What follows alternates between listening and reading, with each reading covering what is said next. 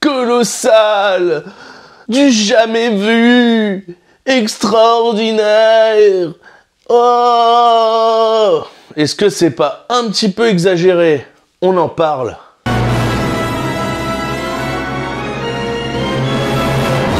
Bon alors les amis, je vais pas vous mentir, ça a été très compliqué pour moi de faire cette critique. Pourquoi? Parce que je suis très mitigé. Et en fait, le plus dur pour moi, c'est que je l'ai vu 2 fois, je n'ai pas pu faire de critique après le premier visionnage parce que c'était trop difficile pour moi d'analyser ce que je ressentais par rapport au film. Très bizarre, j'ai rarement eu cette sensation-là. Pour moi, le film, après le premier visionnage, était pas ouf. J'ai regardé les critiques des gens, j'ai essayé de comprendre un petit peu ce que je ressentais par rapport à ce film. Et je n'arrivais pas à savoir si j'avais aimé ou non. C'est très étrange. Je vous avoue que je suis pas fan du premier film. Alors il y en a qui vont dire oui, Gim, il est là, il a essayé de dire du bien de Rebel Moon, et puis là il ose critiquer le dieu Denis Villeneuve. Non, je ne critique pas le dieu Denis Villeneuve, c'est juste que je ne savais pas quoi penser du film, parce que il y a des moments où je me suis vraiment ennuyé, et il y a des moments où j'étais complètement à fond. Et par contre, des fois j'étais un petit peu en train d'observer les gens autour de moi dans la salle de cinéma, ils étaient tous captivés, et je comprenais pas pourquoi. Et en même temps, j'ai à certains moments eu ces sensations où je me suis dit c'est un bon film, ah mais non, ah mais oui, ah j'étais vraiment, mais c'est très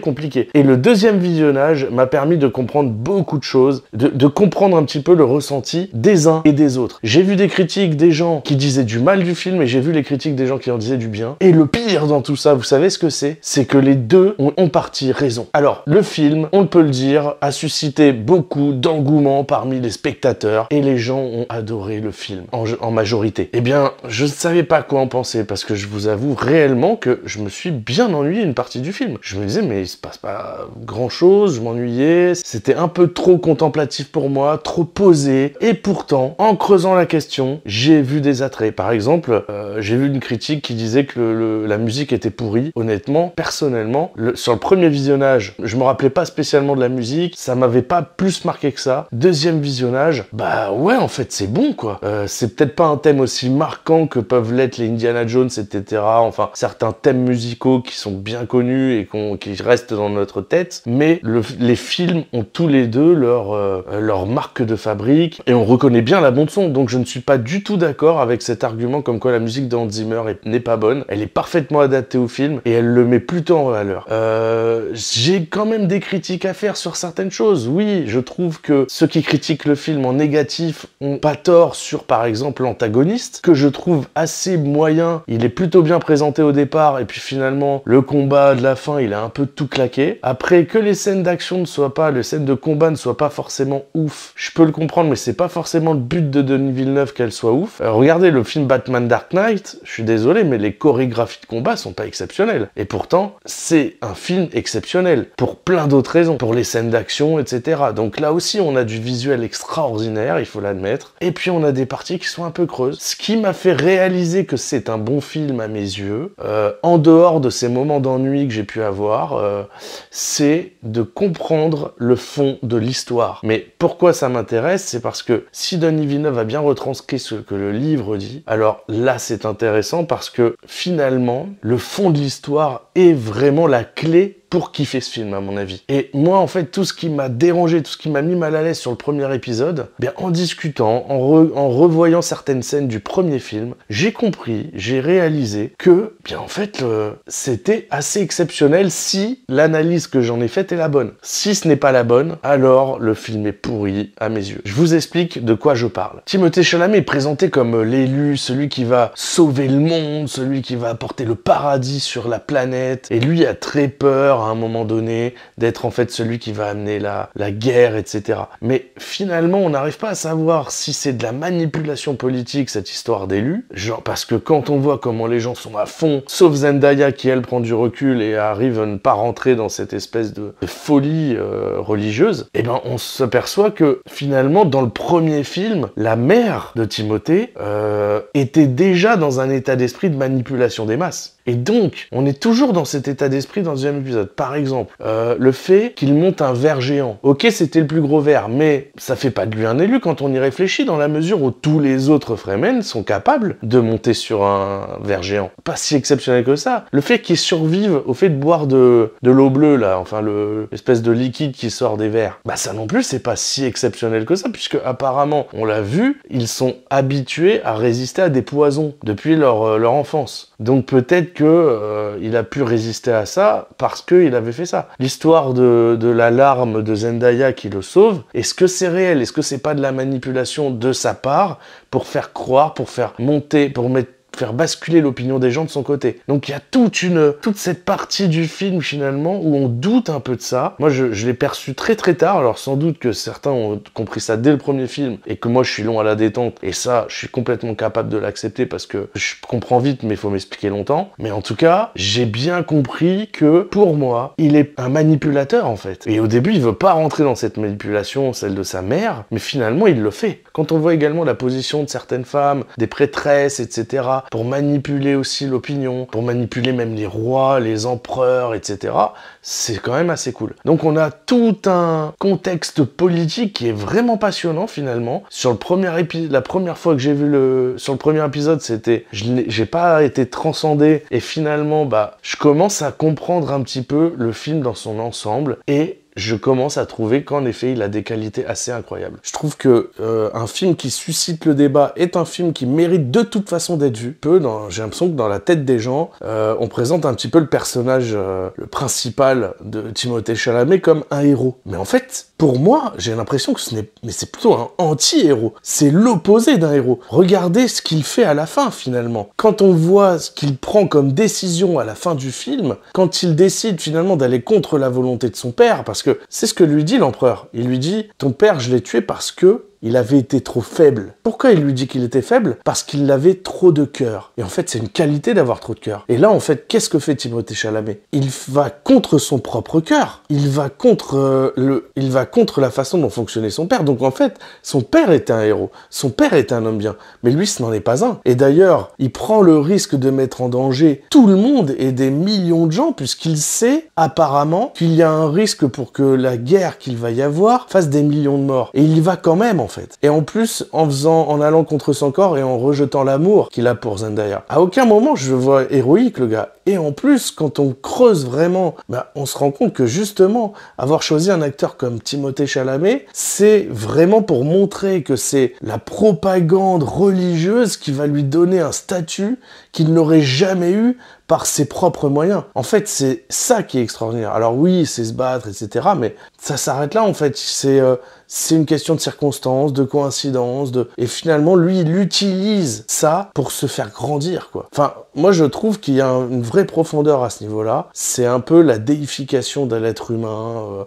C'est assez intéressant. C'est difficile, en fait. J'attends de voir le 3e épisode parce que, par contre, je suis convaincu que si jamais il est réellement l'élu, etc., ça va tout casser pour moi. Et pour moi, le film va devenir nul parce que c'est cette critique, finalement, sur la manipulation de masse et la réaction des gens qui sont tous agenouillés devant lui, enfin, cette façon dont c'est montré, c'est assez exceptionnel. Et alors, visuellement, oui, il y a des scènes qui sont, mais d'une photographie incroyable.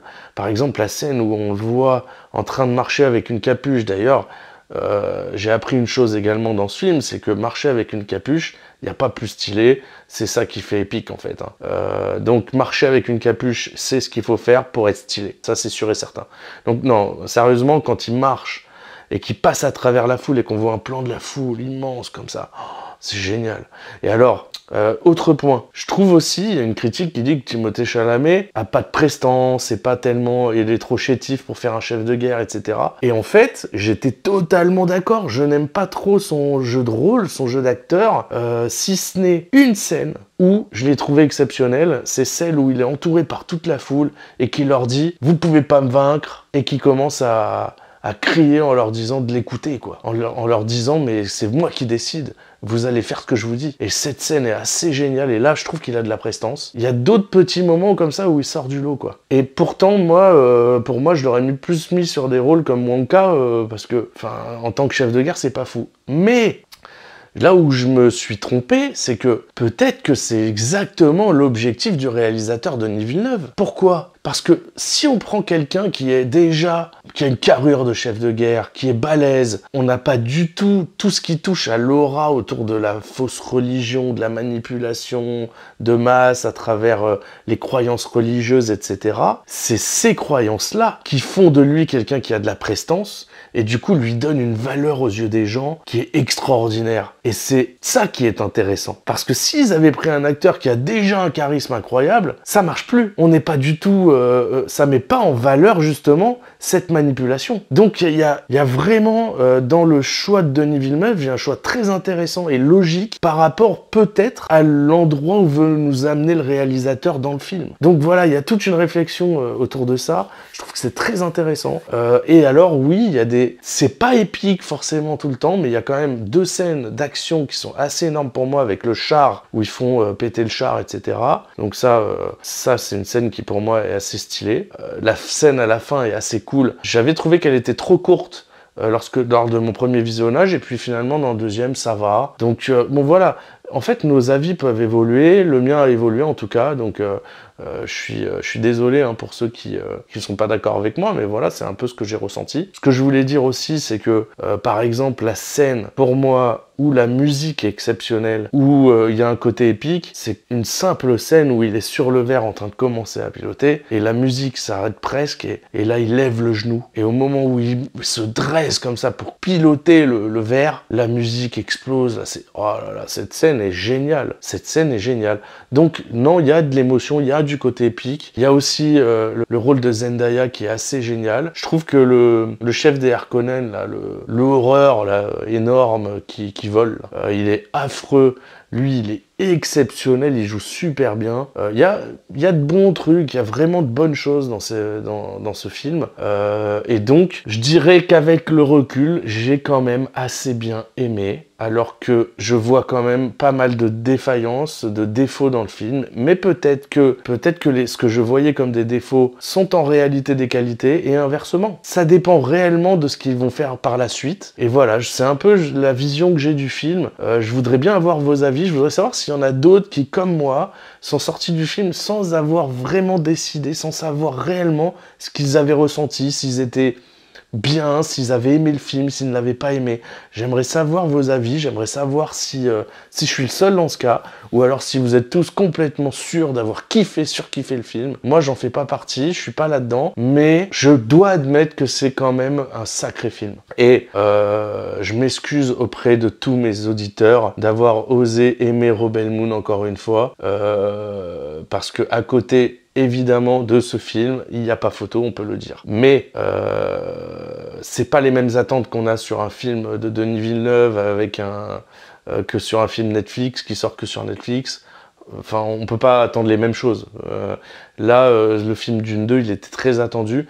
Et pour le coup, je dois avouer que je comprends les deux positions, mais je commence maintenant, avec le recul, à avoir une tendance à reconnaître la valeur du film et à trouver qu'il